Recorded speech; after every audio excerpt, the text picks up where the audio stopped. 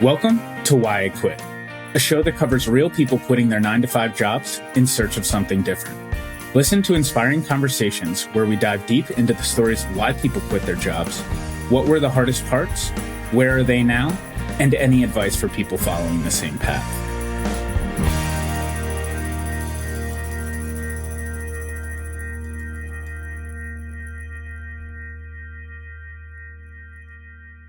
We are so excited to introduce Paul Barron as this week's guest on Why I Quit. Listen as Paul discusses his journey of quitting his job as a math teacher to start a business in the tennis industry. Learn how he started and owned a series of high technology software, communications hardware, and consumer packaged good companies. Get inspired hearing how at age 70, he is scaling his latest business venture, which provides vertical printing solutions called the Wall Printer. Hey, Paul, thanks so much for joining me today. Nice to see you, Dave. I'm excited to have you on the show and learn about your story. Do you mind starting out telling me a little bit about where you're from and then kind of get into your education background? Sure. Well, I'm 70 years old, so we don't have to go to Paul was born at a very young age and take you through the entire journey. But whatever's relevant to you and your audience, I'm happy to share. I was born in New York. I'm from Long Beach, Long Island, nice little coastal community. And I'm actually landed here 70 years later. Actually, I've been here for about 12 years in Wilmington, North Carolina, which is where I am now and where my current business venture is. I went to school in New York at the State University of New York at New Paltz, got a degree in education and mathematics, taught high school math right out of college for a couple of years until I actually, at the same time that I was teaching, I went into my first retail business, a tennis specialty shop, and that grew to 3 stores, which I exited a few years later, selling them to my partner. And the story goes on from there. Perfect. That's a great start. And tell me a little bit about when you first started teaching after school. Did you expect to be a career teacher? Did you always look at that as a stopgap? Or, where was your mindset at that time? So that's a great question, Dave. I always wanted to be a math teacher. I like mathematics.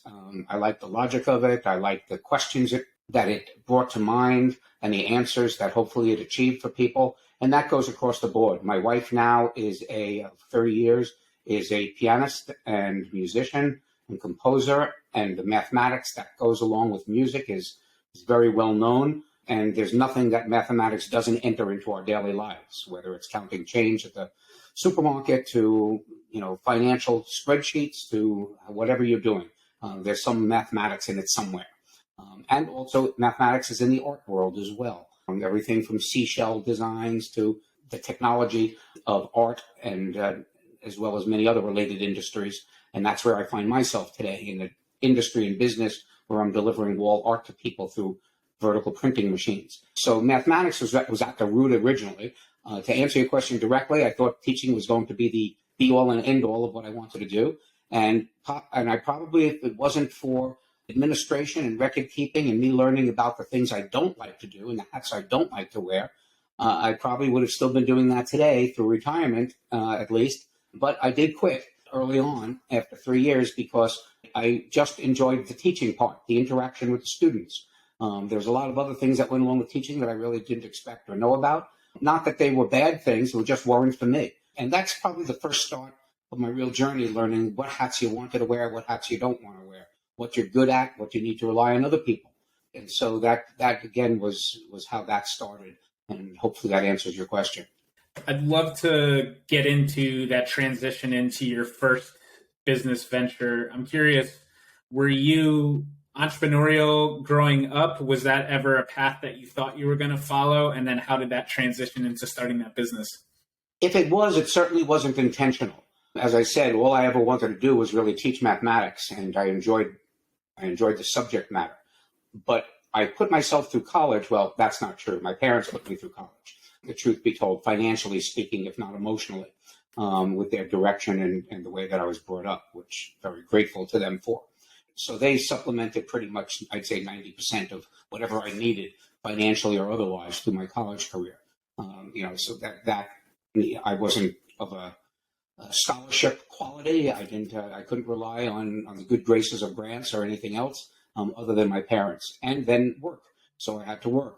I actually strung tennis rackets for the athletic department at the university to make some extra money, and really enjoyed that. I was captain of the tennis team. I still play tennis competitively today. I don't look quite like I did then, but and I don't play like I did then, but it's still something I'm passionate about. And after I graduated college, people asked me repeatedly to help string their tennis rackets for them. And I chose to do it. And it turned out that this was something I said, maybe this could be a good business. And a friend of mine who was a tennis companion of sorts that I played with regularly, he was out of work at the time. And he said, because I was teaching, and he said, well, if you really want to do this, let's get together. Let's think about it. Let's see if our friendship could translate into a partnership, something else that carried me through the next 40 years of my career, whether I was going to actually have a partnership or do something on my own, started back then. It was a wonderful relationship that grew into a great business relationship. And we had one store that we founded in the same community where we went to college, where I went to college. And I founded the first store. And then I opened up a couple of other shops in nearby communities. And it was a successful venture. And so I got caught up in that. And in fact, in my third year of teaching, which was the tenure year for the high school teaching, the way that they structured it, that they would offer you tenure in your third year of teaching. And they said, Paul, we really like you teaching, but we know you're distracted with this outside business interest you have. We really think you've got to make a decision. Do you want to be a teacher, or do you want to go into do you want to pursue the business? And because it was consuming quite a bit of my time. And I was taking a lot of days off from teaching in order to supplement the growth that my business was having. And my partners was stretched just so thin. So with that said, I had to make a decision. And the decision I chose to make was to go the business route. It was not a difficult decision at the time because of the other things I mentioned earlier that really didn't make me totally passionate about the teaching experience. And so I went the business route. And then after I sold my business to him, I went on to actually work for some other companies to learn the things that I knew I didn't know, or didn't know that I didn't know. And I thought that I could acquire some different knowledge from what I learned from the business experience. I could acquire different knowledge by working for some other companies and taking on different roles, mostly sales, marketing, business development, which is what I gravitated to and what I was very successful at. And so then those employment opportunities then led me back to wanting more control over the things that I wanted to pursue. And when I would find something that was interesting to me, then I once again went back into the business world and created some type of a business venture around that. And I'd love to dive in a little bit with your first venture. What were some of the biggest learning experiences that you had during that time? I know, like a lot of times on the show, we talk about, the expectations versus reality of starting a business. So talk to me about, the good, the bad, and the ugly, and what some of your biggest learning experiences were from that. Starting anything, whether it's a new job or whether it's a business, it requires some type of decision-making process that involves, to no small extent, what do I want to do? What am I passionate about? What do I invest my time, money, talent doing? And what do I hope to accomplish doing that I could not do maybe with something alternatively? And so sometimes these are things that you think about. Some people have great ideas, software development, service opportunities. Even if they want to open up a pizza place or a hamburger or a coffee shop or something, whether it be mainstream or totally innovative, the idea either comes to you internally or it comes to you from some outside source, something you see, and you see something that says, hey, I kind of like that. I think I could do it better, or I think I could do it less expensively or with a better quality. You go through that decision-making process, and then you determine whether or not it's something that you want to do on your own, you want to do with somebody, you want to work for somebody who's doing it to learn. And those were all the decisions I made along the way. Again, very often I was influenced by other people and other things. When I finished with my tennis shops, I went to work for a company as a manager of a jewelry store, jewelry manufacturer. I did a lot of traveling. I gained a lot of self-confidence in terms of traveling and going into cities, 5 cities in 5 days, and talking to people and learning what they were doing in a business that I knew nothing about in order to fulfill the sales responsibilities I had. I did very well for myself. I ended up quitting that after a couple of years because I felt that I wasn't being paid what I was worth. And that's something that also takes me through quite a bit of the learnings that I did. I remember going into the owner's office one day when I knew of the revenue that was created by my efforts for the company.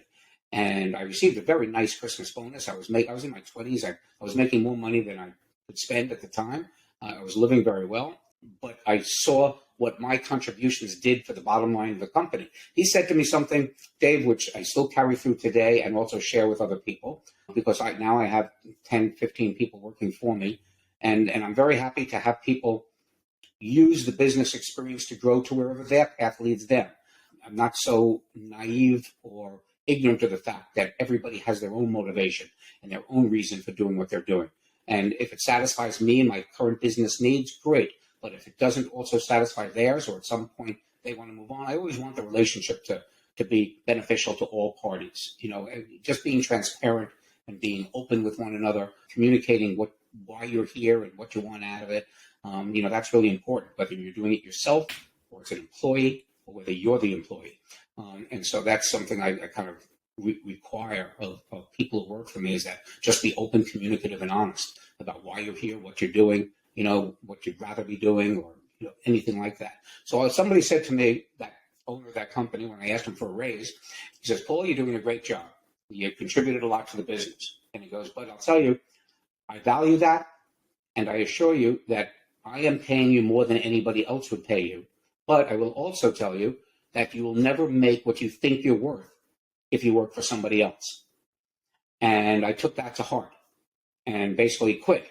Then, to use the name of this podcast, I quit that job and I went to work for a competitor who allowed me to do a little bit more of what I wanted to do, which was the customer interactions and the sales end of things, and not deal with a lot of the administrative, again, like the teaching, which I fell into having to manage the factory a couple of weeks and customers a couple of weeks. I liked the customer side of things, didn't like the factory management side of things too much. And so that I was able to do with this other job that I took with a competitor of theirs. And that was a gig that lasted a couple of years and did very well for me, until a friend of mine who was in the restaurant business was selling out his interest in a college bar to his partner, and at the time wanted to get into a real full upscale restaurant business.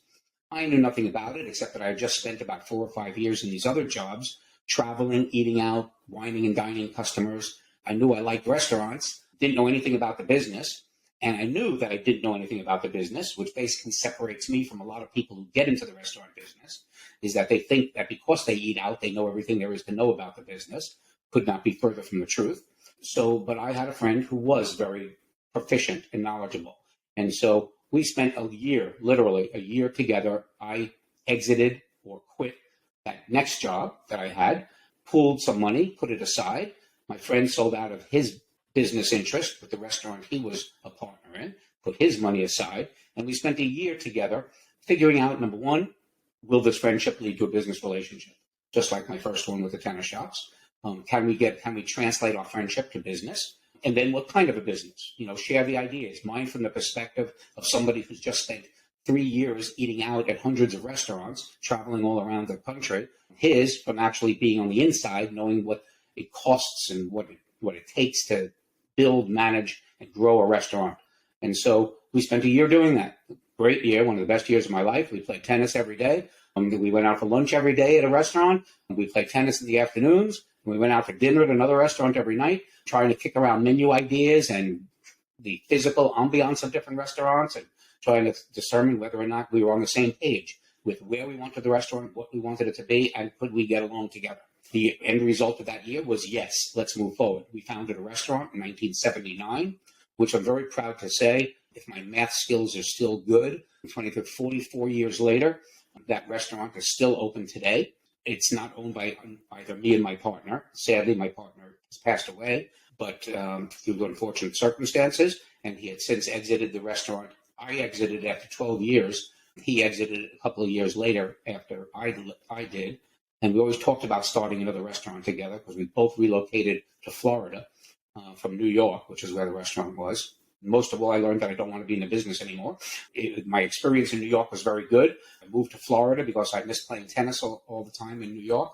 And with the weather condition, and my parents moved to Florida in retirement after my dad and mom both quit their jobs. But they quit through retirement venture, not along the way. They both had careers that were consistent through 40 years or so. as opposed to me, that I have consistencies for about 4 years before I get bored and then start something else. And but I moved to Florida. I opened up another restaurant in Florida. What I made in 12 years in New York, I lost in 1 year in Florida. I call that not a failure, but a learning experience, and on various levels. Nevertheless, it continued me on my journey. And actually, I went back to my math roots after that. And I developed a little software product, and I founded a little software company that became very successful. And I sold it to another company.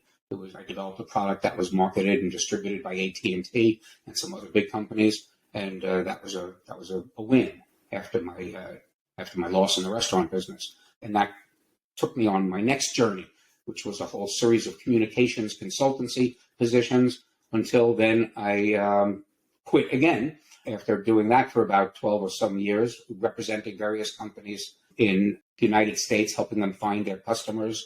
I represented an Australian company with a self-service dog wash system. I represented a Austrian company with a baby bottle, innovative baby bottle design, a Russian software company for 12 years, marketing their media communications, video, audio communications technologies, GPS positioning technologies to U.S. manufacturers. And that was a wonderful experience, which helped me develop kind of a well-known reputation of being able to take a foreign company's products and be their American face on it, and helping them identify high-value American partners, customers, vendors, strategic relationships, helping those customers either grow through revenue or acquisitions or exits. And that was a very good gig, but I quit again because I didn't have enough control over the products and that I was representing. And I said, if I was ever going to do this again, I'm going to own the product, because I wanted an equity position in whatever I did. I missed that control factor, even though I learned a lot about a lot of things along the way that I just shared with you. And that led me to today, where 4 years ago, a company again approached me, a German company approached me to market their vertical printing machine here in the United States. Never seen anything like it before, thought it was the coolest thing I'd ever seen. Don't know anything about printing machines or about art really, except I know what I like, which doesn't make me unique, and it also doesn't make me somebody who should be in the business of doing any of that. But I really like the product. I like the technology and the innovation. And again, having not seen anything about it, I don't mind taking a risk on something if I think that it's worthy enough for other people to also see its value. The conversation with them broke down fairly quickly because they just wanted me to be a hired gun, a commission salesperson, like all these other jobs I described to you. And I wasn't going to do that. But when I hung up the phone, after several meetings with them and couldn't make the deal I wanted to make, I say to my wife, Maureen, I called her into my home office, which is where I am now for this conversation with you. And I say, honey, please come in, take a look at this. Usually she ignores me, and instead of coming in to see what I'm talking about, she'll cut up the credit cards and hide my bank account from me because she thinks, here we go again, Paul's going to invest in something crazy. This time, she did take a look after a while, and she thought it was really cool too. And so we went all in on this venture of owning a business to distribute, manufacture, create business opportunities for other people with a vertical printing machine, which we now call the wall printer. Fast forward 3 years later, I've got a company that is the only printing company like it in the United States with a presence here. We manufacture our own inks in a couple of factories in Kansas and in Boca Raton, Florida. We have 115 customers, which are people we put into business throughout Canada, the United States, South America, which are all the territories I own and control. And that's where we are today. Well, I love it. I think you have the official record for the most times quit of any guest on this show. So it's I love. And I've only talked about half of them. So I'm curious. I'd love to dig into that a little bit in terms of you're obviously willing to try new opportunities and take advantage of new opportunities that come up. Is it that you are willing to take on risk and you have a higher risk tolerance, or is it the concept that you are just like always looking to try new things, or, kind of what leads you to, bounce around so many times between so many different opportunities? Some people could do it because they're financially independent, and they can make those decisions very easily because they can feed their families, themselves, put gas in their car, get to the next gig or next opportunity. A lot of people, there's a fine line between quitting and retirement when you have the finances to be able to make those decisions in your life, whenever that is, whether you're want to retire or quit at 30 or at 70. A lot of it is financially rooted in those decisions. I was not able to do any of these because of the financial considerations that might otherwise have made these transitions easier. There are times throughout this journey I just described to you that I've had to find pennies to put gas in the car and food on the table and scrounge out through the cushions in the couch to find these pennies that drop down. There are times when I have to rely on the good graces of family and friends to do that based on the relationships that I am very fortunate to have grown over the many years that I've been around. Again, bringing back to relationships and how they can impact you, whether it's looking at a partnership or whether just living. They're very important, family as well. And I've been very blessed by having very good friends and family that have been supportive of me because they had confidence in me as I had confidence in myself, which is the real answer to the question. I had enough confidence to know that if there was something that I found interesting, I could pursue it and succeed at it. That didn't always happen, sometimes because of my own limitations, sometimes because of the limitations of the businesses or companies or people that I ended up becoming involved with. But ultimately, it really rests on your shoulders, in my opinion, or my shoulders in my case. It's a decision that I was willing to make because I did have good people around me who might be able to pick me up when I fell down. That was a luxury that a lot of people don't have that helped me with my decision-making processes along the ways. But ultimately, it really fell on me to say, okay, if I have to do this, whether it was for, working for $10 an hour, or whether it was somebody who gave me a contract for $50,000 to do something. And I've had all of that in my life. But ultimately, it really fell on me to be confident that I could make those decisions and those pivots within the different businesses that I was in, and got to a point where either I could grow as much as I could grow and couldn't grow anymore, whether that be because of income or just because of responsibilities or because of the fact that I learned something new that I wanted to do from that experience, and I could not do it within the confines of that job, company, location, whatever. I also believe that most people can be happy, at least in my case, it's certainly the truth. They can be happy doing something that they love doing wherever they want to do it. If you're comfortable living in the Northeast, where I grew up, that's great. Thankfully, there are people who really enjoy the snow. My sister included. They have a home right in the snow belt upstate New York and a vacation home in Vermont where there's even more snow. You can't drag me up there except for a couple of weeks, maybe in July or August these days. I like the environment that has a very minimal change of seasons, but, that I could play tennis pretty much 12 months out of the year. So I always wanted to be in an environment, and then I looked for work. Then I said, what do I want to do? And found something interesting at the time. And whether it was something in the way of a business that I created or a partner I found to do something, or I went to work for somebody. It usually started with the environment that I wanted to be in, because that environment made me feel good about myself and good about what I could accomplish. And so that was important to me.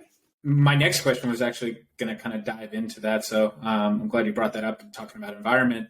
A lot of times people are talking a lot about like work-life balance and trying to figure out like how like work fits into their life. And I know something you've mentioned a few times is, figuring out the things that you like and figuring out the things that you don't like in terms of like whatever business or job that you have. So, how did you think about, like what priorities you wanted, whether it was like making sure you had good weather for tennis or making sure you had like a type of role that you were passionate about, like, how much of it was like finding what you were like passionate and interested in versus money versus how it fits into your personal life? Like, how do you think about the priorities of it all? It usually started with the product or service, never the financial initially. That's for sure.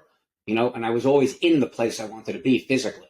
So it was really just about, somebody approaching me that had a need for a job. My software company, which was a successful exit, was founded by me and a friend who had a need because his business required something that required a certain software product that did not exist at the time, and he wanted to know if it could be created. And so I took it upon myself because it was an interesting product to me, an interesting project to me, and I engaged the people that could help me determine and develop its viability. And so that came to me from an external source, and usually that's how things start, just like the restaurant business that came to me from a friend who wanted to get out of the restaurant he was in. I never thought of being in the restaurant business until I was approached from the outside to consider that opportunity.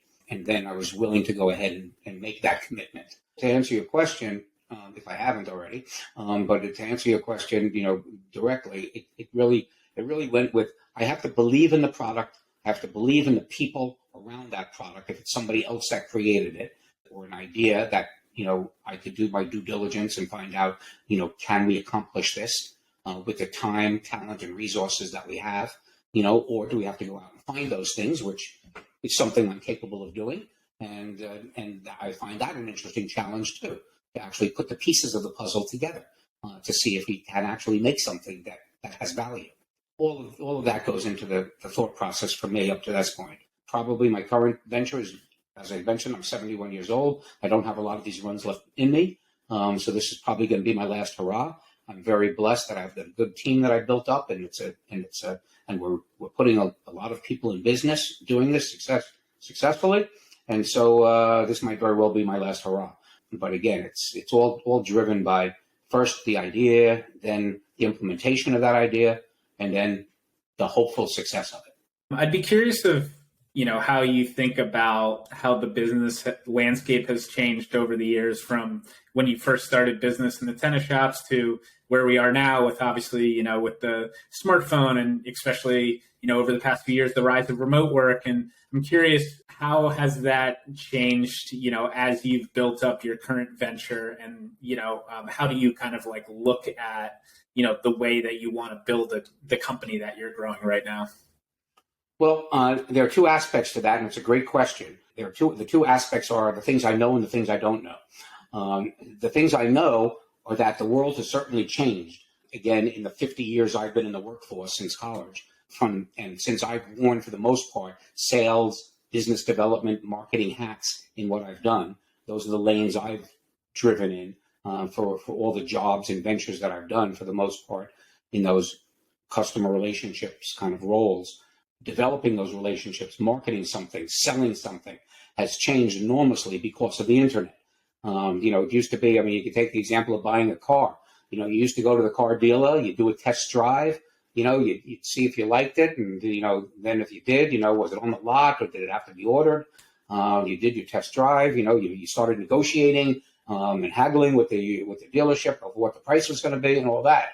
Fast forward now to, 2010, 2020. All of that is done online. All the background work is done online. Could be as much as right up until the purchase and delivery of that car. Could be done without ever leaving your home.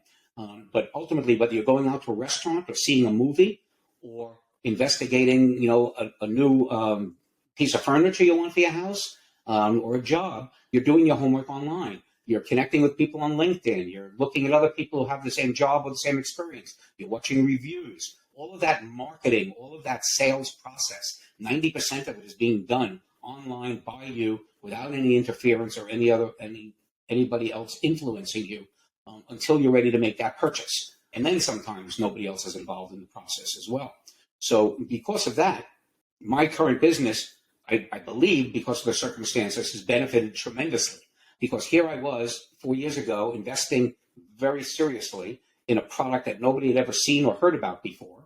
And then I certainly wasn't the smartest kid on the block, according to most of the people I spoke to, when I invested in this, and I got my first delivery of machines that, of course, all came to me in a foreign language and with certain parts that needed to be sourced locally to be able to provide the correct and reliable quality product I wanted to deliver. So I had to do some assembly and some sourcing. And after going through all of that, there I found myself in December of 2019 with hundreds of thousands of dollars invested in this thing. And then in January of 2020, the world stopped with COVID.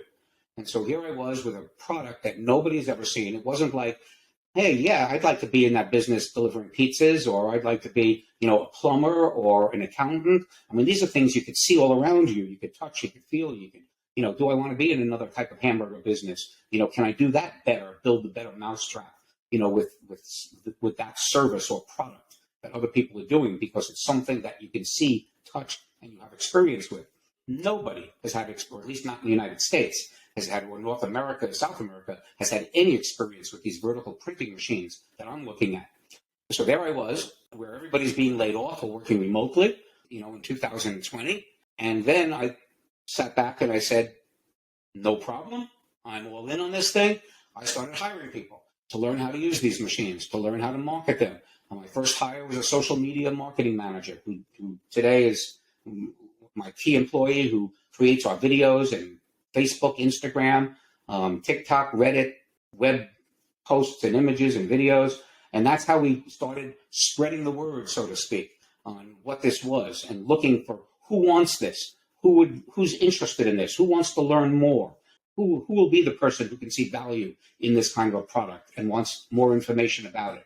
And so we approached literally millions of people who learned about vertical printing machines that also never heard or saw this product before or never knew what it was all about. Then we built up the team. We built the product. We made sure we know how to use it. We know how to support it. We had 10 months where we couldn't sell anything, and that's all we did was just develop the infrastructure, develop the support, develop the warranty, develop everything we needed to know that our customers wanted to know if they were going to invest in this business themselves and these products. And so fast forward now, our first sale was in August of 2020. 8 months later, we now have 117 as of today businesses we put into business. We're selling about 1 to 2 new territories and businesses a week. We are not a franchise. We don't reach into our customers' pockets for their revenue and everything. We just sell the machines. We make sure they work reliably day in and day out so that our customers can make money delivering wall art to their customers. That's what the wall printer does. And now we actually have invented a floor printer. So we actually put art on floors, like logos in gymnasiums or in people's homes who want artwork on the floor of their homes or patios or something. So we have machines that do personalized parking spaces in garages. We can do that too.